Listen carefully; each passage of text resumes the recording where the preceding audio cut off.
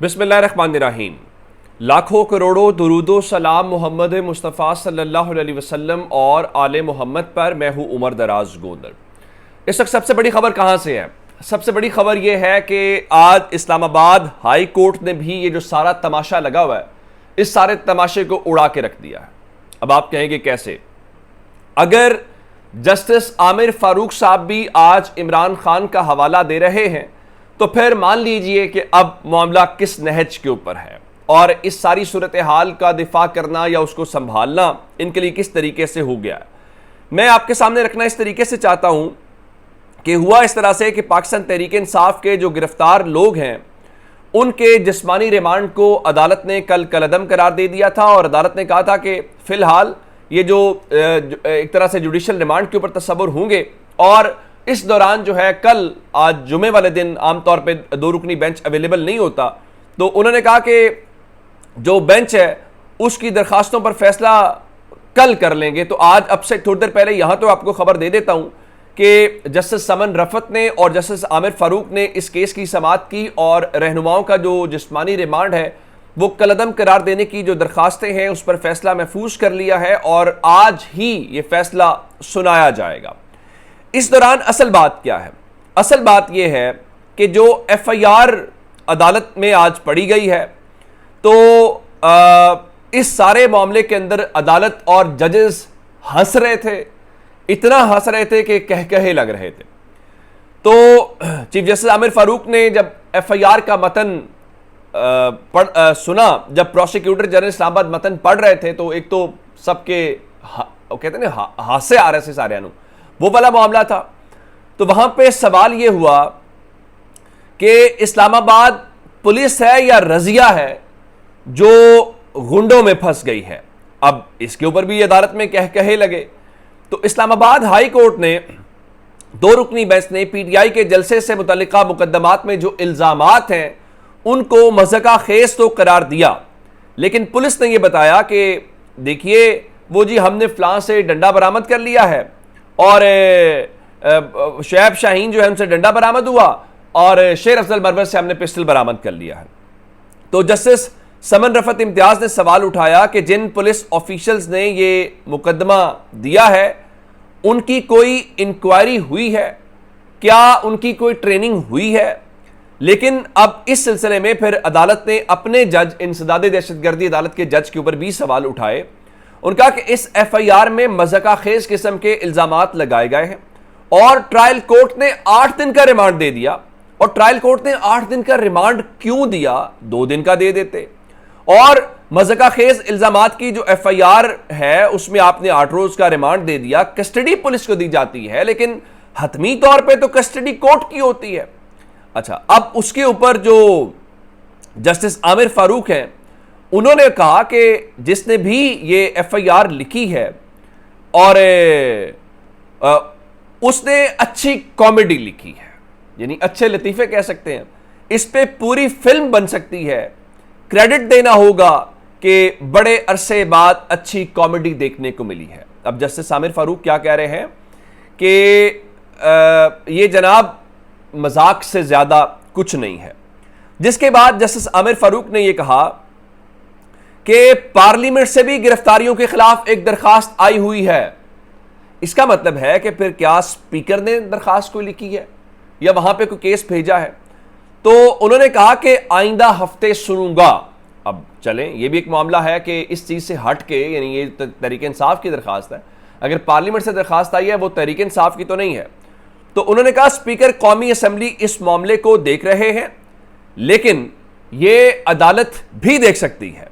किसी इदारे का वकार बाकी नहीं रहने देना। आप कर क्या रहे हैं? पार्लियामेंट तमाम इदारों की मां है।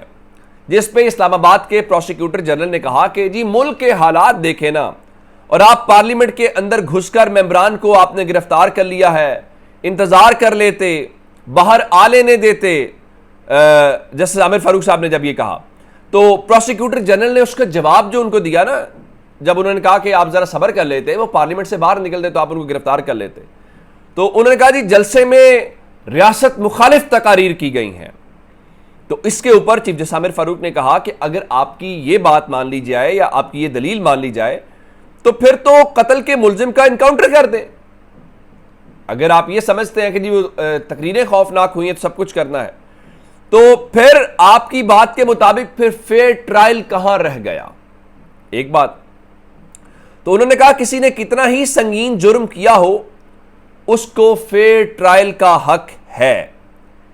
यही काम पहले इस हाई कोर्ट में किया गया, अब पार्लियामेंट में कर दिया। अब ये जो चीफ जस्टिस आमिर फारूक कह रहे हैं कि यही काम पहले हाई कोर्ट में किया गया, ये वही काम है जो इमरान खान को इस्लामाबाद हाई कोर्ट से गिरफ्तार किया गया था 9 मई को, और अदालत के शीशे तोड़े गए, फिर सीसीटीवी फुटेज गायब हो गई, फिर एफआईआर देने की बात हुई और उसके ऊपर कुछ नहीं हुआ था। लेकिन आज जस्टिस आमिर फारूक जो है उसका जिक्र कर रहे थे कि पहले हाई कोर्ट में हुआ और अब आपने पार्लियामेंट में कर दिया। अगर हाई कोर्ट में करने के ऊपर उनको कुछ नहीं हुआ तो मेरा ख्याल यह है कि पार्लियामेंट में भी करने के ऊपर उनको कुछ नहीं होगा, वो इतने तगड़े हैं। एक बात। दूसरी खबर सुप्रीम कोर्ट ऑफ पाकिस्तान से है और सुप्रीम कोर्ट से खबर यह है कि आज काजी फायज ईसा साहब की सरबराही के अंदर जुडिशल कमीशन का इजलास हो रहा है और उसमें 3 रुकनी जुडिशल कमीशन है, यानी उसमें 30 लोग हैं, जिसमें चीफ जस्टिस काजी फायज ईसा हैं और सुप्रीम कोर्ट से जस्टिस मंसूर अली शाह हैं, जस्टिस जाया आफरीदी हैं, जस्टिस अमीनुद्दीन खान हैं और रिटायर्ड में से जस्टिस रिटायर्ड मंजूर मलिक हैं, वज़ीर कानून आज़म नज़ीर तारड़ हैं, अटर्नी जनरल हैं और बाकी बार्स के मेंबर हैं और chief justice Lahore high court होंगे, chief justice Sindh high court हैं, chief justice Peshawar high court हैं, chief justice Balochistan high court हैं। इसी तरह से जो सीनियर जजेस हैं वो होंगे और बाकी बार्स के मेंबर हैं, 30 लोग हैं। अब इन्होंने करना क्या? इन्होंने करना यह है कि जो जुडिशल कमीशन रूल्स बनाने वाली कमेटी की सिफारिशात के ऊपर फैसला होगा और हाई कोर्ट के नए जजेस की नामजदगी का इख्तियार जो है वो चीफ जस्टिस हाई कोर्ट से लेकर कमेटी के हवाले करने का फैसला होगा। यानी वो चीफ जस्टिस अब फैसला नहीं किया करेंगे, कमेटी फैसला किया करेगी। अब इसका एक तो पहलू ये है। दूसरा ये है, मुस्तकबिल में हाई कोर्ट के चीफ जस्टिस के लिए 3 नाम हुआ करेंगे और ये तजवीज़ भी ज़ेरे गौर है और ये भी मंजूर हो सकती है कि पैनल का नाम दिया जाए, जिस तरह आपने लाहौर हाई कोर्ट में देखा है। और इससे होगा क्या? इससे होगा ये कि जजेस को सुपरसीड करके जूनियर जजेस को लगाया जाएगा और इस तरह से पाकिस्तान की अदालतों के अंदर सियासत की जाएगी और इस तरह से पाकिस्तान की अदालतों के अंदर जो है वो तमाशा लगाया जाएगा। और फिर सवाल ये पैदा होता है कि अगर एक जज चीफ जस्टिस नहीं बन सकता, मिसाल के तौर पे आपने जस्टिस आलिया नीलम को बना दिया, अली बाकर नजफी और जस्टिस शुजात को आपने सुपरसीड कर दिया, तो क्या अगर वो चीफ जस्टिस बनने के अहल नहीं है तो हुजूर वो जज बनने के अहल कैसे थे और वो जज रहने के अहल कैसे हैं? ये भी एक सवाल है। और आज के इस 30 रुकनी जुडिशल कमीशन के इजलास के हवाले से जस्टिस शुजात अली खान जो हैं, जो सीनियर जज हैं लाहौर हाई कोर्ट के, वो आज रूल्स कमेटी मीटिंग में शरीक नहीं होंगे। उसकी वजह यह है कि उन्होंने रिक्वेस्ट की थी कि मुझे वीडियो लिंक के ऊपर ले लिया जाए, लेकिन सुप्रीम कोर्ट ने उसको मुस्तरद कर दिया। और एक लिहाज से ये मुस्तकबिल के चीफ जस्टिस के साथ गेम करने के लिए, और लोग तो कह रहे हैं कि शायद 3 से 5 के ऊपर जाएं और शायद जस्टिस अमीनुद्दीन खान जो हैं उनका रास्ता खोलने के लिए सब कुछ हो रहा है। तो चलें इसको देख लेते हैं कि क्या कुछ होता है। अच्छा, इस बारे में हुकूमत को एक और शिकस्त है। पहले हुकूमत कह रही थी हमारे पास नंबर है और फिर हमने मौलाना फजलुर रहमान की तकरीरें सुनी, तो अब हुकूमत ये कह रही है कि आईनी तरमीम के लिए हुकूमत के पास नंबर पूरा नहीं है और राना सनाउल्लाह यही बात कर रहे हैं।